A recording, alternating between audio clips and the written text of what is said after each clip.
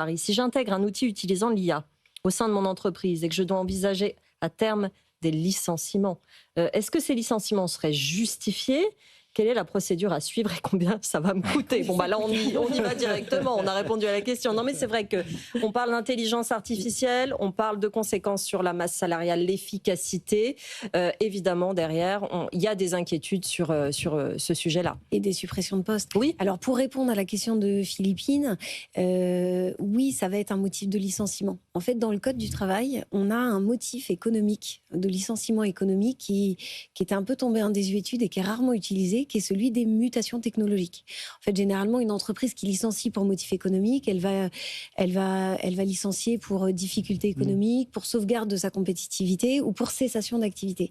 Et en fait, à côté de ces trois motifs, on a le motif de mutation technologique qui a été très peu utilisé. Il y a peu de jurisprudence, mais la plupart des praticiens et des auteurs, on converge pour dire que ça pourra être mobilisé dans le cadre de suppression de postes liés à l'intelligence artificielle. L'avantage de ce motif, c'est qu'il est autonome. C'est-à-dire que j'ai pas besoin de prouver que j'ai des difficultés économiques ou que je dois faire ça parce que c'est nécessaire pour sauvegarder ma compétitivité. Le seul fait d'être face à une mutation technologique qui induit des suppressions ou des transformations de postes est un motif économique suffisant.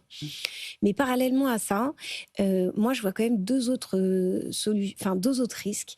Le premier risque, c'est qu'en fait, on ait des licenciements pas pour motif économique, mais pour motif personnel. De salariés qui n'arriveraient pas à prendre le pli de l'IA.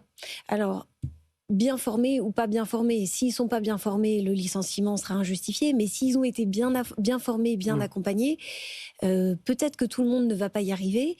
Et peut-être qu'on aura une recrudescence aussi de licenciements pour motif personnel. Donc dans les deux cas, ce qui est intéressant de savoir, même si c'est un dispositif qui n'est obligatoire que dans les entreprises de plus de 300 salariés, c'est qu'on a dans le Code du travail la négociation possible sur la GEPP, la gestion des emplois et des parcours professionnels. C'est avant on appelait ça la GEPC, la GPEC. Voilà, c'était plus l'acronyme était plus connu. Et en fait, c'est un dispositif qui permet d'ouvrir une négociation avec ses partenaires sociaux et dire voilà, nos métiers de demain, ils vont utiliser de l'IA et les compétences dont on aura besoin, et ben c'est pas celles que j'ai aujourd'hui. Et donc comment on va faire pour aller de aujourd'hui les compétences qu'on a à demain ces compétences dont on aura besoin. Et donc, dans le cadre de la GEPP, on met bien entendu en place des dispositifs de formation pour amener les gens à changer de métier. Et on peut aussi mettre en place un congé de mobilité qui est en fait un dispositif qui permet aux gens de partir. C'est-à-dire que les gens qui n'ont pas envie de se mettre à l'IA et de monter en compétence sur des outils d'IA, qui ont envie de rester sur des métiers plus traditionnels, eh ben, ils peuvent éventuellement se saisir de ces dispositifs de congé mobilité, se former à un autre métier et à la fin, le contrat est rompu à l'issue de la période de congé mobilité.